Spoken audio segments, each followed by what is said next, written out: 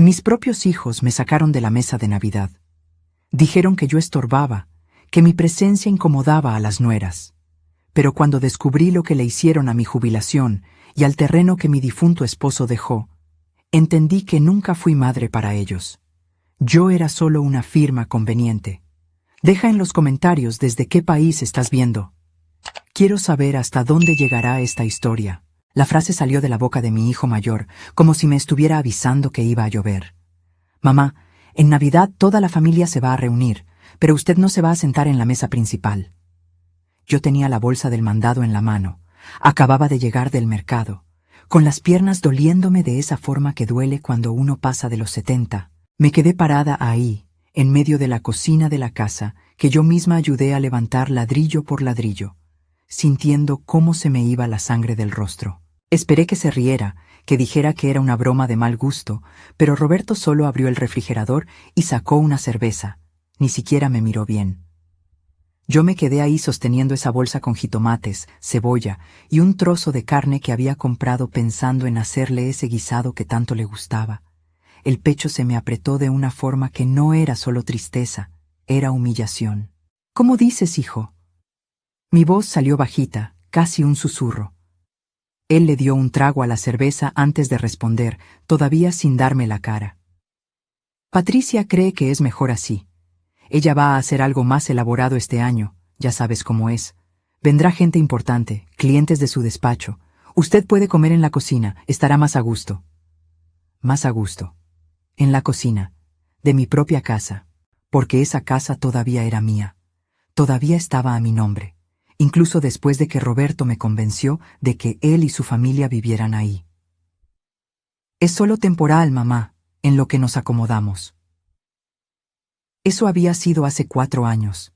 Yo me había pasado a la parte de atrás, a ese cuartito que antes era la bodega, y dejé que ellos ocuparan el resto, porque era mi hijo, porque la familia se apoya, porque yo crecí aprendiendo que una madre no le niega nada a sus hijos. Puse la bolsa sobre la mesa despacio, como si un movimiento brusco pudiera romper algo dentro de mí que aún seguía entero.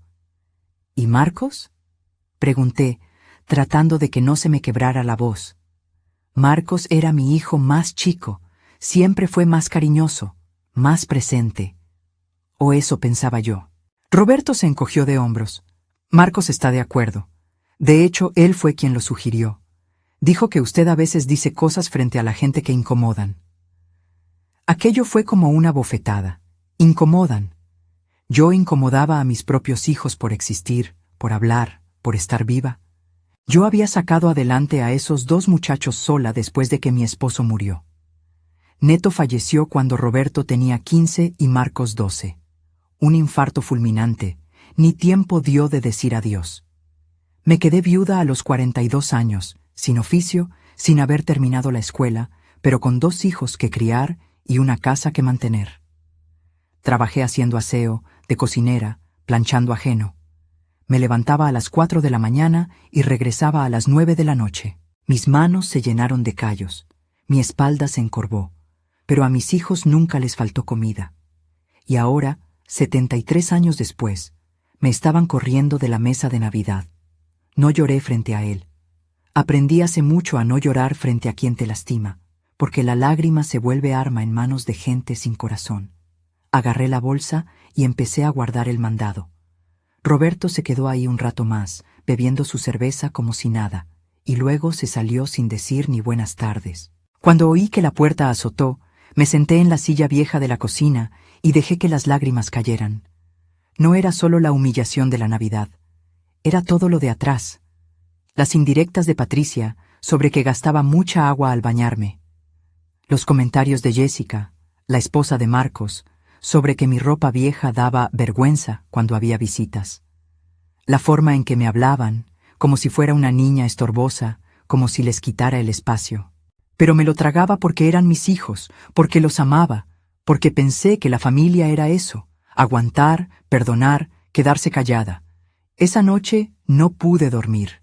Me quedé acostada en el cuartito apretado viendo el techo, pensando en todo lo que había hecho por esos muchachos. Las noches que me quedé en vela cuando tenían fiebre, los zapatos que dejé de comprarme para poder pagarles los útiles, las veces que comí solo arroz con huevo para que ellos tuvieran carne en su plato. Y entonces me acordé de algo que se había quedado olvidado en el fondo de mi cabeza por años: el terreno. Cuando Neto murió, dejó la casa y un terreno allá en el estado de Hidalgo, cerca de donde él creció. Era un pedazo de tierra bueno, con agua, cercado. En ese entonces no valía casi nada, estaba lejos de la civilización, un lugar olvidado. Pero en los últimos años, la zona había crecido. Pasaron una carretera nueva cerca y la gente había empezado a buscar terrenos por allá. Yo nunca le había movido a eso. El terreno se quedó ahí, pagando un predial bajito, sin usarse. Pero era mío. Estaba a mi nombre. O al menos eso creía. Porque de repente, acostada en ese cuarto oscuro, me entró una duda helada. ¿Seguirá estando a mi nombre? A la mañana siguiente, salí temprano. No le dije nada a nadie. Tomé el camión hasta el registro público en el centro de Querétaro, ese edificio viejo con olor a papel guardado y humedad. La muchacha que me atendió fue amable, me ayudó a buscar. Le di mi CURP, esperé a que tecleara. ¿Qué propiedades desea consultar?, me preguntó. Todas las que estén a mi nombre. Mi corazón latía rápido. Ella dio unos clics, frunció el ceño.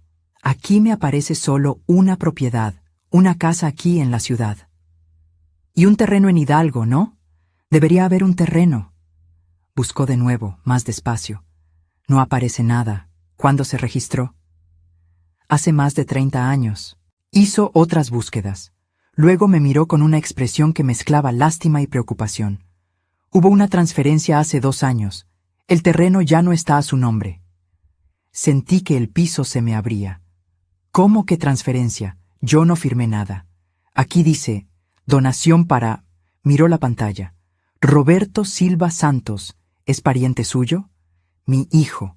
Mi hijo mayor me había quitado el terreno, sin avisarme, sin pedirme permiso, sin que yo firmara nada consciente. ¿Tiene la fecha?, pregunté con la voz temblorosa. 12 de marzo de 2023. Me acordé de ese día. Roberto me había llevado a una notaría diciendo que necesitaba actualizar unos papeles de la casa, algo del predial.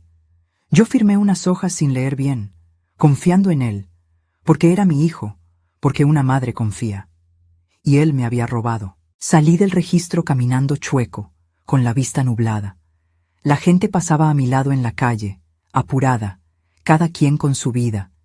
Y yo estaba ahí, una vieja engañada por su propia sangre. Me senté en una banca de la plaza porque las piernas ya no me daban para más. Me quedé ahí no sé cuánto tiempo, viendo a las palomas, viendo a los niños jugar, viendo cómo el mundo seguía mientras el mío se derrumbaba. Cuando regresé a la casa, Patricia estaba en la sala con una amiga, tomando vino blanco, riéndose fuerte. Me vio pasar y ni me saludó. Me fui directo a mi cuarto, cerré la puerta y me senté en la orilla de la cama.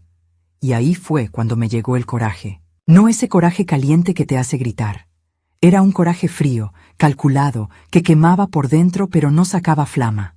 Me habían robado, humillado, tratado como basura. Mis propios hijos, la gente que más amé en la vida, por quienes sacrifiqué todo. Abrí el cajón del buró. Ahí adentro, guardado en una cajita vieja de medicinas, estaba mi dinero. Toda mi jubilación que recibía la ahorraba casi toda. No gastaba en tonterías, no tenía vicios, ni lujos. Juntaba. No sabía bien para qué, pero juntaba. Tenía ahí unos 7,000 pesos en efectivo. Conté billete por billete. Era poco, pero era mío, ganado con mi trabajo, con mis años de chingar. Y nadie me iba a quitar eso también. Agarré mi celular viejo, ese que Marcos me dio cuando cambió el suyo, y busqué un nombre que había anotado en una hoja de cuaderno meses atrás. Doña Marina, una señora que conocí en la fila de la clínica del IMSS, me había dado el contacto de un abogado que atendía a gente mayor y cobraba lo justo. Marqué. Un hombre contestó con voz calmada. Despacho del licenciado Paulo Enríquez. Buenas tardes, mi nombre es Catalina. Necesito un abogado. Al día siguiente, me senté frente al licenciado Paulo Enríquez en una oficina chica pero limpia, con estantes llenos de libros gruesos y olor a café viejo. Era un hombre de unos 50 años, de pelo canoso y mirada atenta. Me ofreció agua, acercó su silla y dijo: «Cuénteme todo, doña Catalina, sin prisas». Y le conté. Le conté del terreno que desapareció de mi nombre, de las firmas que puse sin saber qué estaba firmando, de la Navidad de la que me corrieron, de las humillaciones de diario. La voz se me quebró unas cuantas veces, pero no lloré. Ya no iba a llorar por ellos.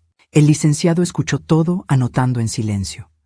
Cuando terminé, suspiró profundo. «Usted fue víctima de abuso de confianza, por lo menos. Podría ser hasta fraude o estelionato, dependiendo de cómo se hizo esa transferencia». Sentí que el corazón se me aceleraba. Pero es mi hijo. Y eso hace el delito más grave, doña Catalina, no menos.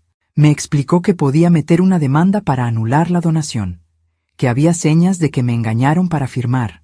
Me habló de investigaciones, de juntar pruebas, de los caminos legales, y luego me hizo la pregunta que más miedo me daba responder. «¿Usted quiere llevar esto hasta las últimas consecuencias?» Me quedé callada.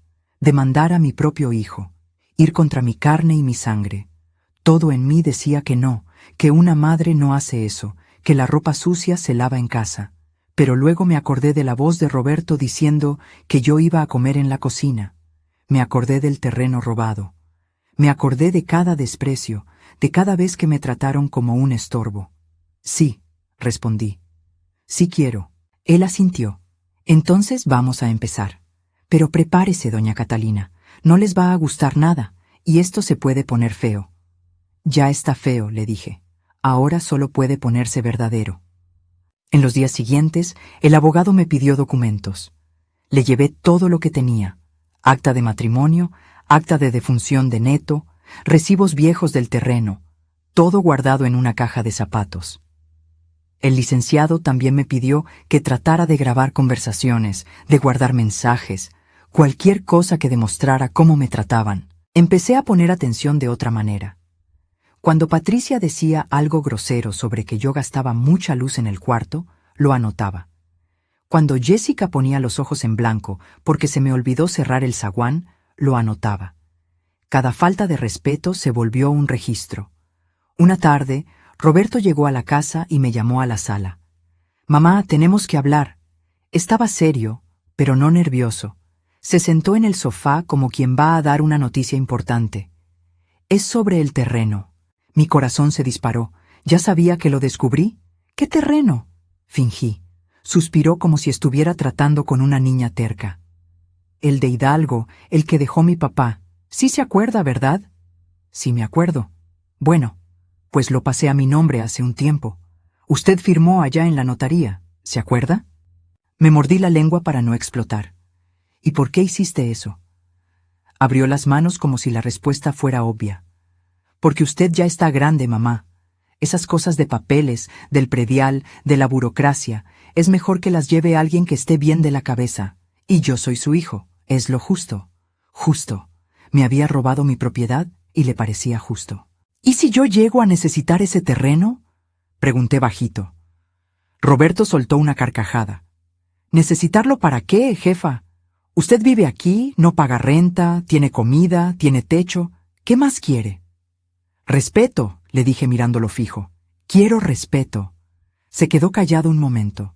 Luego se levantó, fastidiado. «Usted se está volviendo muy difícil, mamá. Siempre fue tan tranquila y ahora sale con esas ideas. Ha de ser cosa de la edad». Y se fue. Cosa de la edad. Como si tener dignidad fuera demencia. Saqué mi celular y le mandé un mensaje al licenciado Paulo contándole la charla. Me contestó rápido. «Perfecto. Eso ayuda mucho.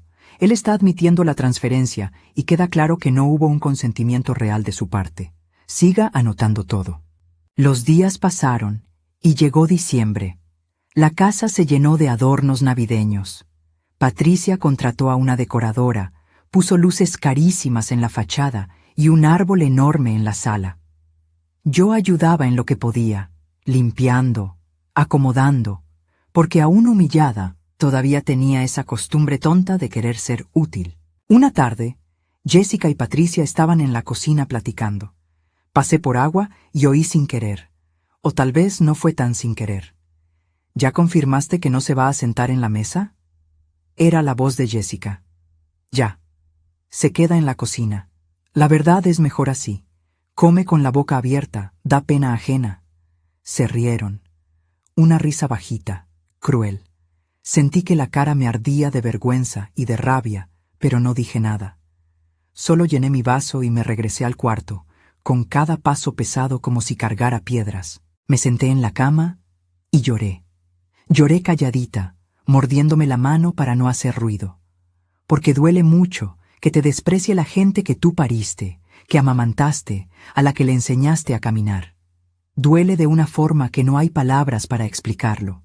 Pero en medio del llanto me vino una claridad. Yo iba a estar en su Navidad. Pero no me iba a quedar callada. La semana de Navidad, el licenciado Paulo me llamó. Doña Catalina, ya quedó la demanda. Pedimos anular la donación y que se investigue el abuso de confianza. El actuario va a notificar a su hijo en estos días. Se me apretó el corazón. ¿Va a ser antes de Navidad? Probablemente el día 23. 2 días antes de Navidad. Roberto iba a recibir el papel y se iba a armar la de Dios es Padre. Pero yo estaba lista. O eso creía. El 23 de diciembre, yo estaba en el patio colgando ropa cuando oí el grito. ¡Mamá! Era Roberto, saliendo de la casa con un papel en la mano y la cara roja de coraje. ¿Qué es esto?, gritó agitándome el papel frente a los ojos. Yo ya sabía qué era. La notificación. Es lo que parece, respondí calmada, mucho más calmada de lo que me sentía. ¿Me demandaste? Estaba incrédulo. ¿Demandar a tu propio hijo? Tú le robaste a tu propia madre, le contesté. Estamos a mano. Se puso pálido, luego rojo otra vez. Yo no robé nada. Ese terreno no vale un peso. Entonces devuélvelo. Silencio. Un silencio pesado, espeso. Roberto apretó los dientes. Usted está loca. Se le están barriendo las cabras. No estoy loca, hijo. Estoy cansada de que me vean la cara. Patricia se asomó por la cocina. ¿Qué son esos gritos? Roberto le enseñó el papel. Mi mamá me demandó. Quiere quitarme el terreno. Patricia me miró con puro desprecio. ¿Entonces es eso? ¿Quiere ese terreno mugroso? Qué ambiciosa es usted, Catalina. Siempre supe que tenía ese lado. ¿Qué lado?, pregunté.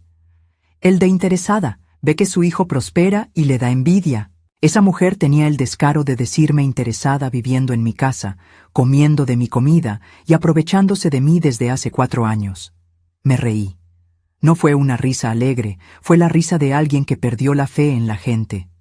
Prosperando con lo que es mío, ¿verdad, Patricia? ¡Qué bonita prosperidad!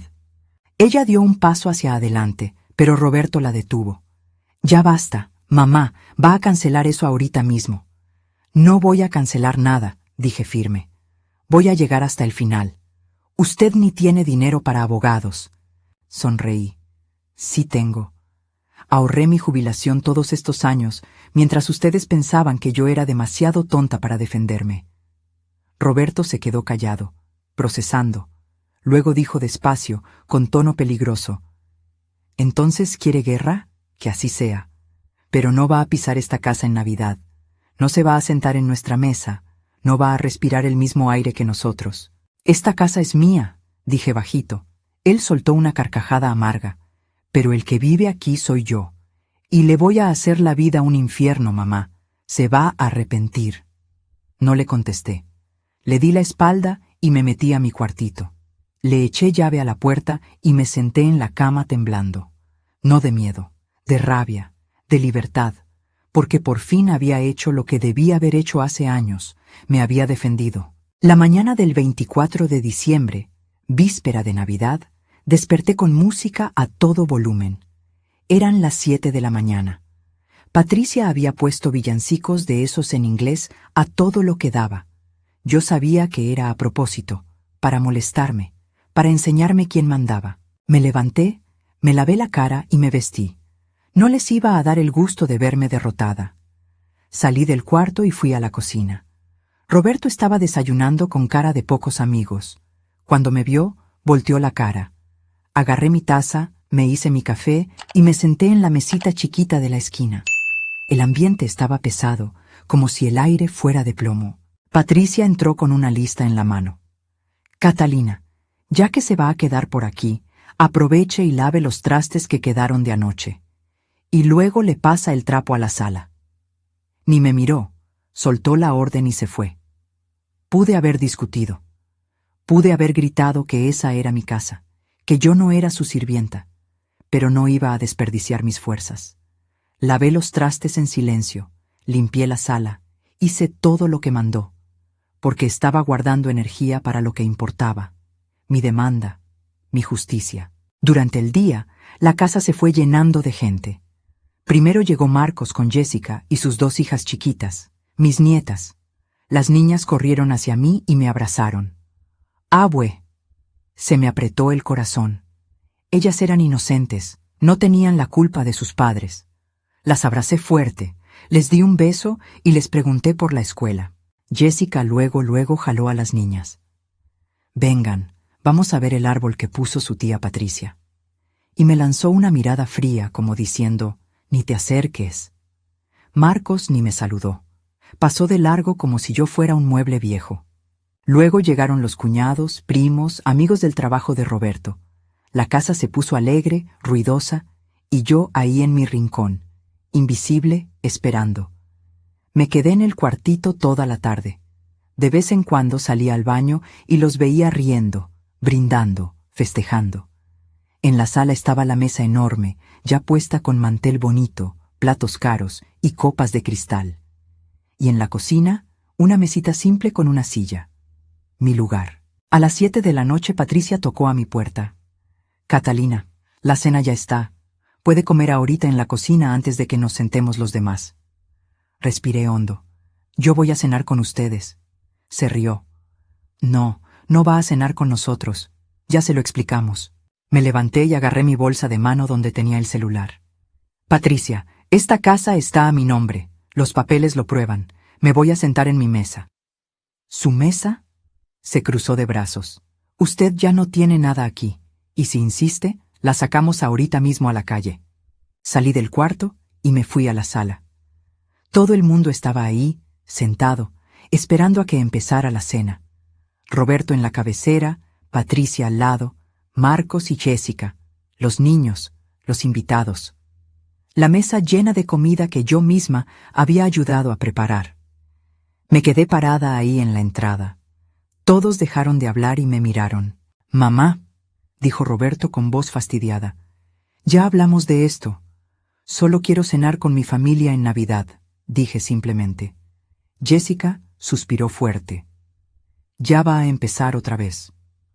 Uno de los invitados, un señor que yo no conocía, miró confundido. «¿Cuál es el problema de que se siente?» Roberto forzó una sonrisa. «Es que mi mamá tiene unos problemitas. Se confunde. Preferimos que esté más tranquila en otro lado. Problemas. Confundida. Me estaba haciendo pasar por loca frente a extraños. Sentí que se me cerraba la garganta, pero no iba a llorar. Ahí no. No tengo ningún problema, Roberto.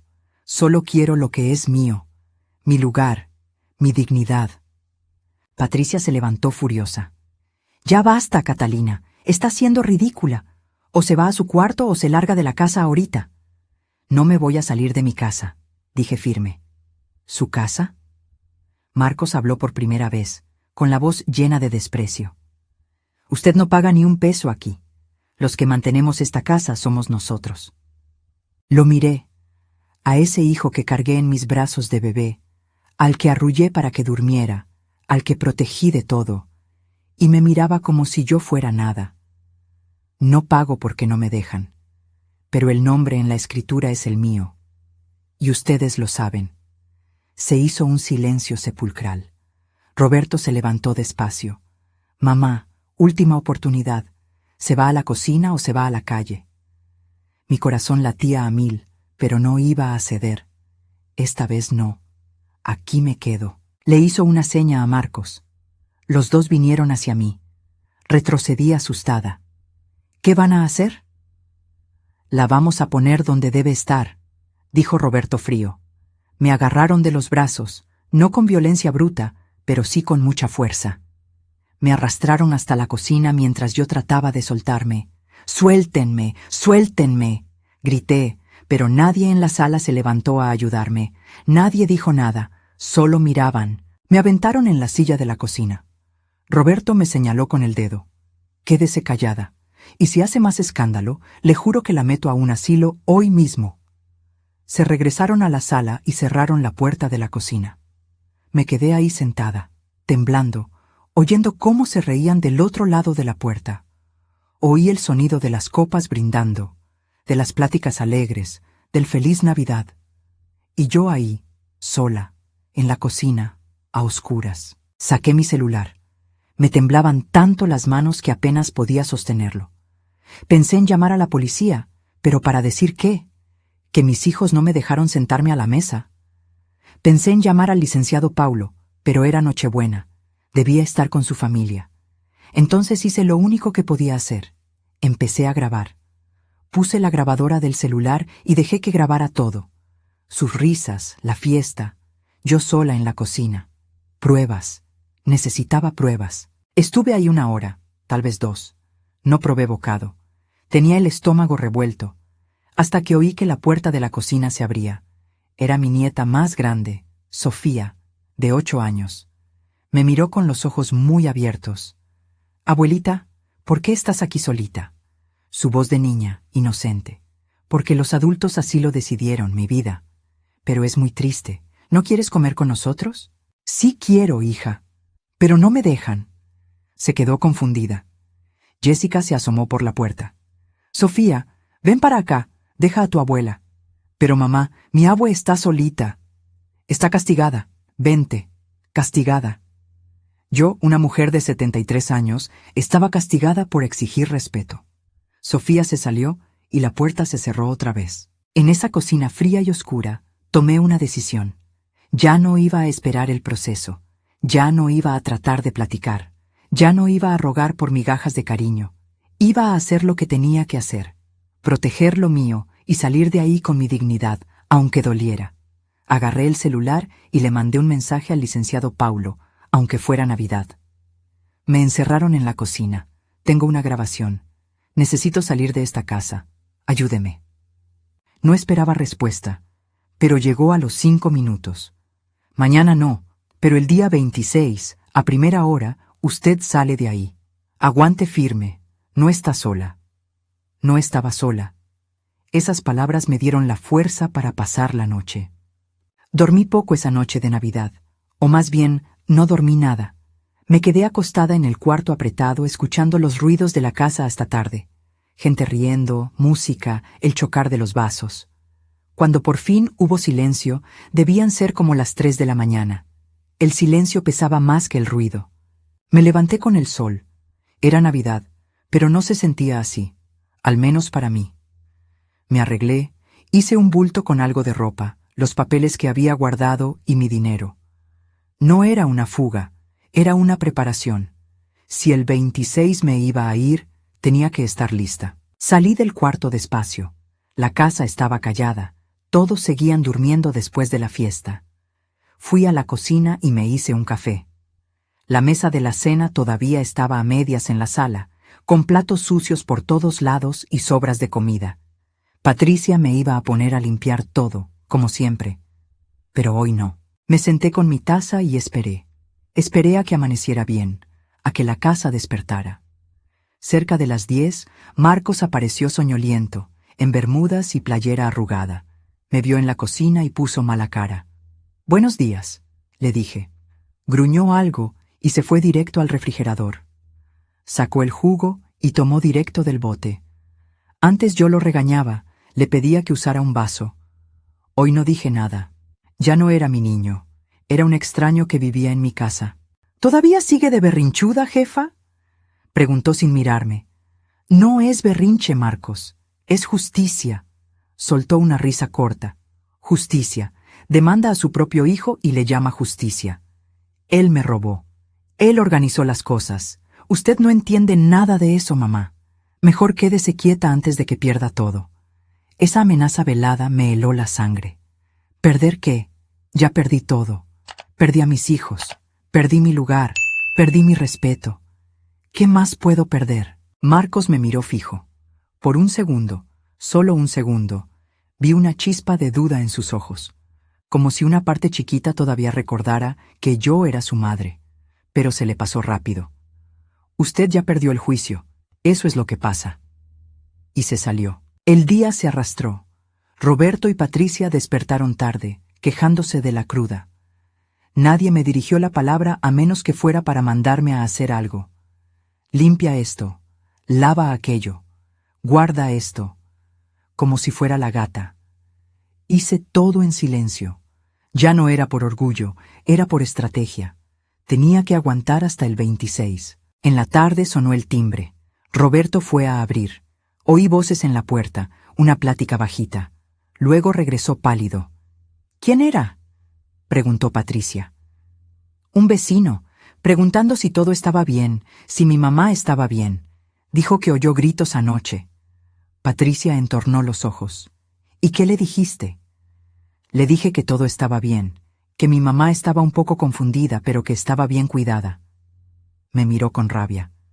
Por su culpa el vecindario va a empezar a chismear. ¿Por mi culpa?, dije bajito. Yo no hice nada más que existir. Existir es el problema, escupió Patricia. Debería darle vergüenza, Catalina. Debería estar agradecida. Le dimos techo, comida, y así paga, con demandas, con escándalos. Agradecida. Como si vivir en mi propia casa fuera un favor de ellos. Respiré profundo y dije lo más cierto que podía decir. La gratitud se gana con respeto. Y ustedes me faltaron al respeto hace mucho. Roberto golpeó la mesa. «¡Ya basta! No quiero oír su voz por hoy». «Perfecto», dije levantándome. «Yo tampoco quiero hablar con ustedes». Me regresé al cuartito y le eché llave. Me acosté en la cama y me quedé viendo al techo. Pensé en toda mi vida, en los años de trabajo duro, en las madrugadas que me despertaba para darles de comer a mi marido y a mis hijos antes de irme a trabajar, en las veces que no me compré ropa nueva para pagarles la colegiatura, en las noches que lloré de cansancio pero no me rendí. Y todo para llegar aquí, vieja, sola, corrida de la mesa de Navidad por mis propios hijos. Pero me acordé de otra cosa. Me acordé del día que murió Neto. Estaba acostado en el hospital, ya débil, sin mucho tiempo. Me apretó la mano y me dijo: «Catalina, tú eres fuerte, más fuerte que yo. Cuida a los muchachos, pero cuídate a ti también. ¿Me lo prometes?». Se lo había prometido. Pero no cumplí. Cuidé de mis hijos toda la vida y me olvidé de mí misma. Hasta ahora. Llegó la noche otra vez, y con ella un silencio pesado. Ya no había fiesta, ya no había gente, solo la familia. Y esa familia me quería invisible. El 26 amaneció nublado. Me desperté temprano, me arreglé y agarré mi bulto. A las 7 de la mañana en punto sonó mi celular. Era el licenciado Paulo. «Doña Catalina, buen día. Ya voy para allá. Quédese en la puerta de la casa. Llego en 20 minutos». «Gracias». La voz se me cortó de la emoción. «Gracias de verdad». Salí del cuarto con el bulto en la mano. Roberto estaba en la sala tomando café. Me vio y frunció el ceño. «¿A dónde piensa que va?». «Me voy», dije simplemente. «¿A dónde?». «A donde tenga paz». Soltó una carcajada. «¿Con qué dinero? Usted no tiene nada». «Tengo mi jubilación y tengo mi dignidad. Eso ya es más de lo que tú me puedes dar». Apareció Patricia. «¿Se está escapando?». «No me estoy escapando. Me estoy saliendo de mi casa». «¿Su casa?». Patricia se acercó. «Esta casa ya es nuestra. Usted es la que debió irse hace mucho». Oí un claxon afuera. Era el licenciado Paulo. Caminé hacia la puerta, pero Roberto me agarró del brazo. «Usted no va a ningún lado». Miré su mano en mi brazo. Luego lo miré a los ojos. «Suéltame». «No». «Suéltame, o pego un grito que va a oír toda la colonia». Dudó. Y en esa duda, jalé mi brazo y me salí. Caminé hasta el zaguán. Lo abrí y ahí estaba el coche del abogado. Me subí rápido. Roberto salió hasta la reja gritando: «Se van a arrepentir, se va a quedar en la calle, se va a morir sola y nadie la va a llorar». Sus palabras eran cuchillos, pero ya no dejé que me cortaran más. El licenciado arrancó y nos fuimos. Miré por la ventana. Vi mi casa, esa casa que ayudé a construir, quedándose atrás. Vi a Roberto gritando en la reja. Vi a Patricia en la puerta con cara de triunfo. Y no sentí lástima, sentí libertad. El licenciado me llevó a un hotelito sencillo en el centro de Querétaro. No era de lujo, pero estaba limpio y seguro. Pagó 3 noches por adelantado y me dijo: «Doña Catalina, aquí se queda hasta que organicemos todo. No se preocupe por el dinero ahorita». Quise llorar de agradecimiento, pero me aguanté. «Le voy a pagar, licenciado. Tengo mi dinero. Ya sé que tiene, pero ahorita descanse. Mañana platicamos de lo que sigue». Se fue y me quedé ahí sola en el cuarto de hotel. No era grande, tenía una cama matrimonial, una mesita y una tele vieja. Pero era mío. Nadie me iba a mandar a hacer nada. Nadie me iba a humillar. Me senté en la cama y por fin dejé que las lágrimas salieran. Lloré todo lo que tenía guardado. Lloré por la familia que perdí, por el amor que di y no recibí de vuelta, por los años que desperdicié tratando de darle gusto a quien no me quería. Pero en medio del llanto sentí algo raro. No era solo tristeza, era alivio. Un alivio enorme de ya no estar en esa casa, de ya no aguantar miradas de desprecio, de no ser invisible. Por primera vez en años podía respirar. Me quedé en el hotel 3 días. El licenciado regresó con noticias. Logramos una medida cautelar. Su hijo no puede vender ni transferir el terreno hasta que acabe el juicio, y sobre la casa vamos a meter la demanda de reivindicación. Usted es la dueña legal. «¿Pero ellos viven ahí?», dije. «Sí, y van a tener que salirse o pagarle una renta justa a usted. La decisión es de ellos». El corazón me dio un vuelco. «Me van a odiar más todavía». «Doña Catalina», me miró serio, «ellos ya la odian. La diferencia es que ahora usted se está protegiendo». Tenía razón, ya no había marcha atrás. En los días siguientes, mi celular empezó a explotar. Mensajes de Roberto, de Marcos, de Patricia, de Jessica. Todos decían lo mismo, que era mala, ingrata, egoísta, que me iba a morir sola, que ninguno me iba a perdonar. Los leía y los borraba. No contestaba nada. Lo que tenía que decir, lo iba a decir en el juzgado. Una semana después, el licenciado me consiguió un lugar donde vivir. Era un pequeño departamento tipo estudio, en una colonia más retirada, pero era lo que podía pagar con mi pensión. No tenía lujos, pero tenía paz. Me mudé con las pocas cosas que saqué: una maleta de ropa, mis papeles y mis recuerdos. El resto se había quedado atrás, y estaba bien. Aprendí a vivir sola de verdad. Me cocinaba, limpiaba mi rinconcito, veía la tele sin que nadie me reclamara. Iba al súper y compraba lo que yo quería. Dormía a la hora que quería. Era una libertad chiquita, pero era mía. Un mes después, Roberto se apareció en la puerta de mi departamento. No sé cómo consiguió la dirección. Estaba más flaco, con ojeras. Tocó y le abrí. «¿Mamá?». Su voz era bajita, casi ida. Me quedé parada en la puerta sin invitarlo a pasar. «¿Qué quieres, Roberto?». «Yo vine a platicar, a pedirle que quite la demanda». Me reí sin ganas. «Me quitaste de la mesa, me encerraste en la cocina, me robaste el terreno y ahora quieres que quite la demanda». «Mamá, por favor, el abogado nos está pidiendo mucho dinero. Patricia se quiere divorciar. Todo se está cayendo a pedazos». Y quería que yo sintiera lástima. «Roberto, por primera vez en tu vida vas a tener que enfrentar las consecuencias de lo que haces. No te voy a salvar. Pero soy tu hijo. Y yo soy tu madre, pero eso no te detuvo para tratarme como basura». Cerró los ojos, respiró hondo. Cuando los abrió, tenía lágrimas. «Mamá, yo la regué. Sé que hice mal». Esas palabras que esperé toda la vida por fin llegaron, pero llegaron muy tarde. «Roberto, Si me hubieras tratado con respeto, nada de esto hubiera pasado. Tú elegiste. Ahora aguántate. Se quedó ahí un rato más, tratando de convencerme, pero no cedí. Al final, se fue con la cabeza baja, y yo cerré la puerta sintiendo por primera vez que había hecho lo correcto. Pasaron los meses y el juicio avanzó. El juez dictó que Roberto tenía que devolver el terreno a mi nombre y pagar una multa por el abuso. Sobre la casa, se decidió que si querían seguir viviendo ahí, tenían que pagarme renta. Una renta justa. Roberto trató de apelar, pero perdió. La sentencia fue clara. Se había aprovechado de mi confianza y de mi edad para engañarme. El juez fue duro, dijo que era inaceptable que un hijo tratara así a su madre.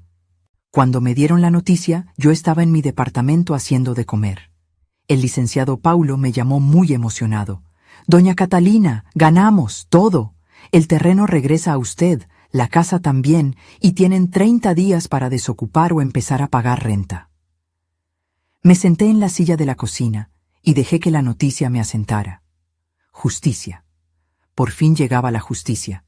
No lloré de alegría, lloré de cansancio, de alivio, de dolor por haber tenido que llegar a ese punto. Porque en el fondo, yo no quería demandar a mis hijos. Yo quería que me amaran, quería que me respetaran, quería ser madre de verdad, no solo en el papel. Pero la vida no es lo que uno quiere, es lo que uno puede aceptar y cambiar. Roberto no pagó la renta. Prefirió salirse. Él y Patricia se mudaron a un departamento rentado más chico y más lejos. Marcos y Jessica también se fueron a vivir con los papás de ella. La casa se quedó vacía. El licenciado me sugirió, puede regresarse a vivir allá o puede rentarla y tener un dinerito extra. Lo pensé mucho. Esa casa tenía tantos recuerdos, buenos y malos. Neto y yo fuimos felices ahí, crié a mis hijos ahí, pero también fui humillada ahí, corrida, despreciada. Decidí rentarla. No podía regresar. Todavía no. Quizás nunca. La rentó una familia joven, una pareja con 2 niños chiquitos. Pagaban puntual, la cuidaban bien. Y yo usaba ese dinero para vivir mejor, con más tranquilidad.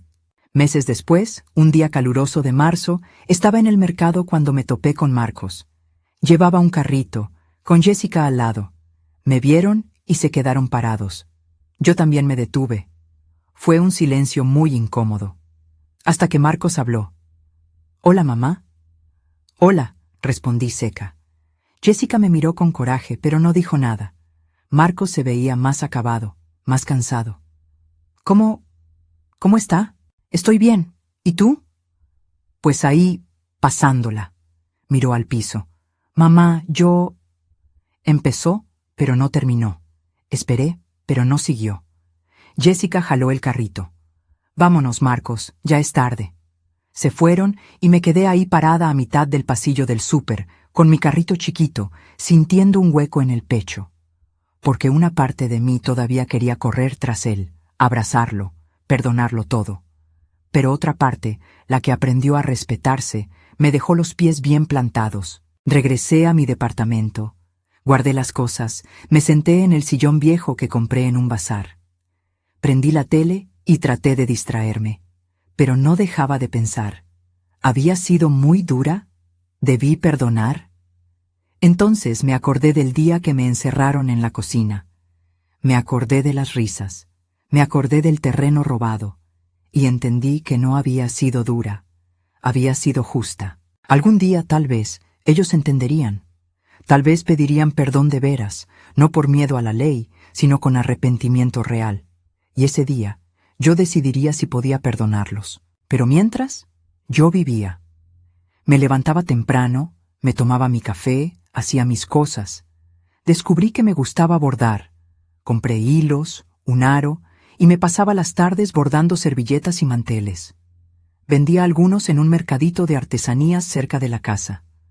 Era poco dinero, pero el gusto de crear algo bonito con mis manos era inmenso. Me hice amiga de doña Chonita, mi vecina. Ella también era viuda, también vivía sola. Nos tomábamos el cafecito juntas en la tarde, Platicábamos, nos reíamos. Ella no sabía toda mi historia y yo no se la contaba. Pero era bueno tener compañía, sin juicios, sin reclamos. Aprendí que la soledad es diferente a estar sola. La soledad es cuando estás rodeada de gente pero nadie te ve.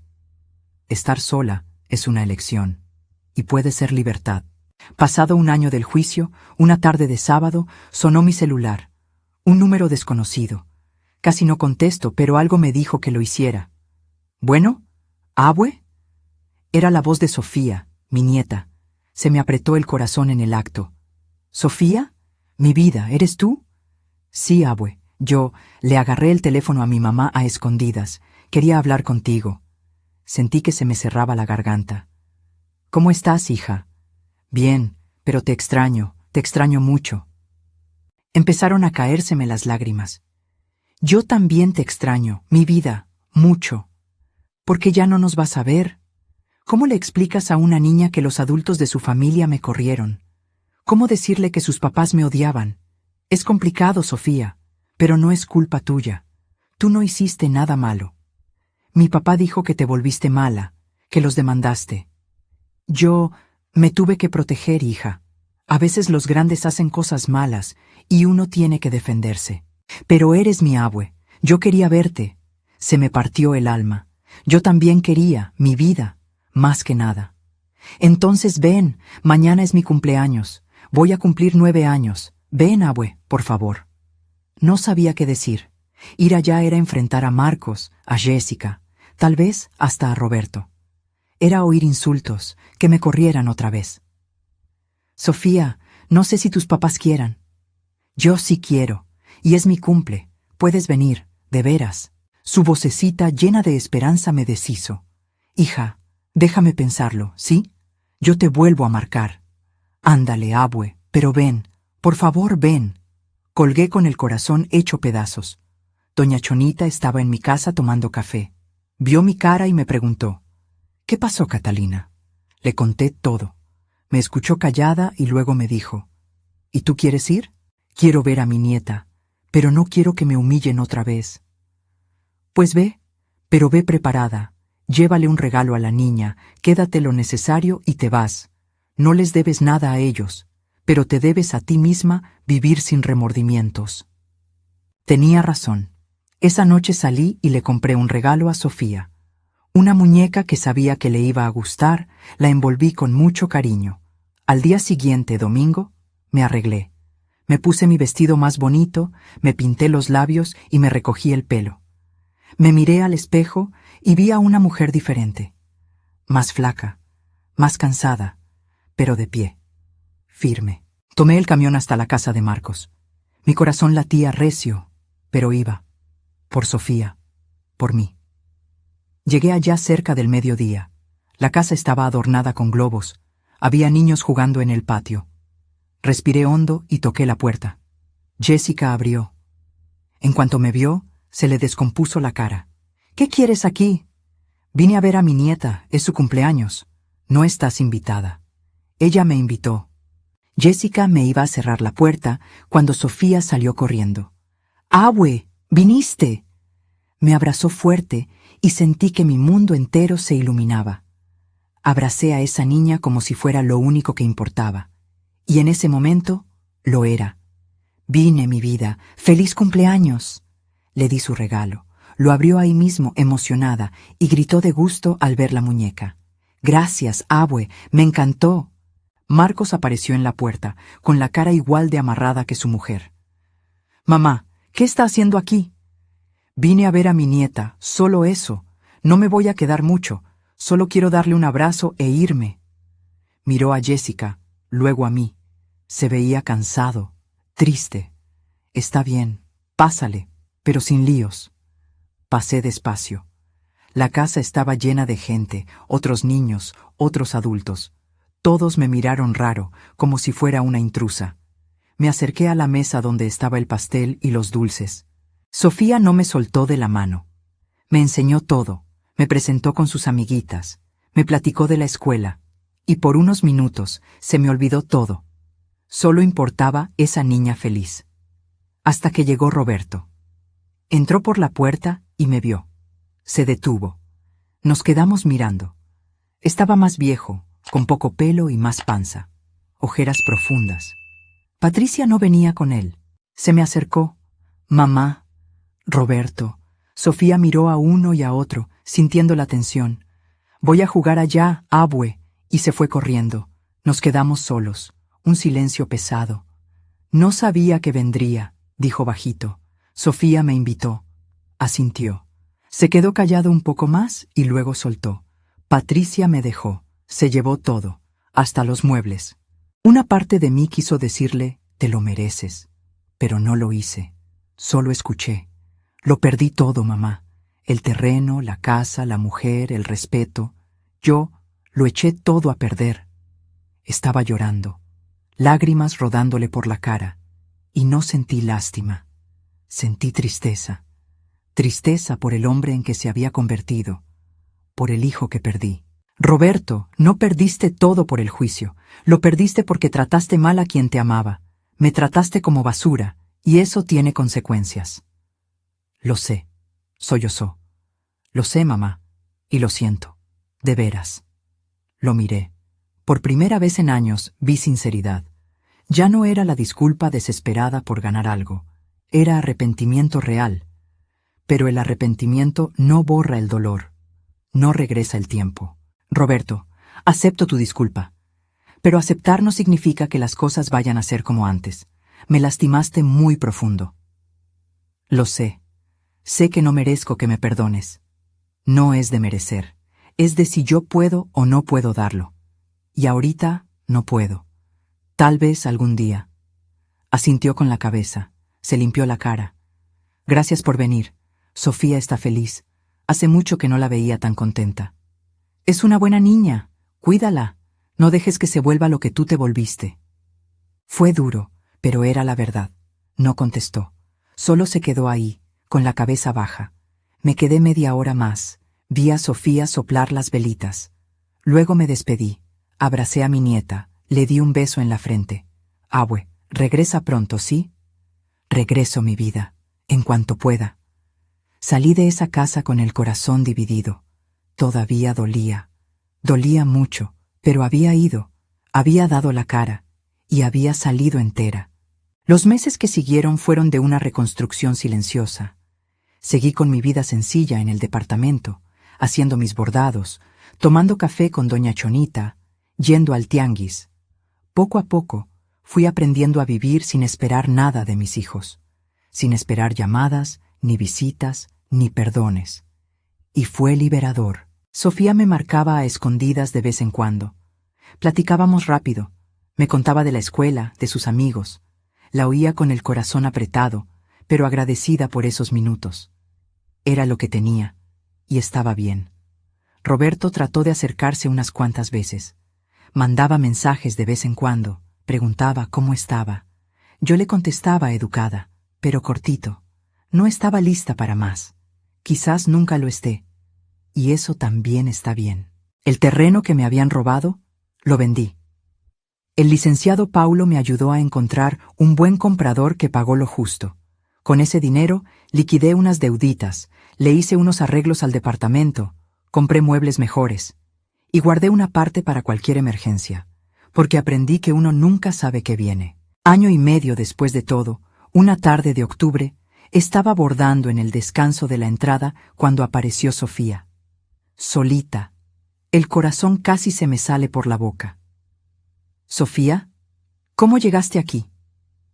Me vine en el camión. Guardé la dirección que me diste en mi cumple. Una niña de 10 años tomando el camión sola para verme. No sabía si regañarla o abrazarla.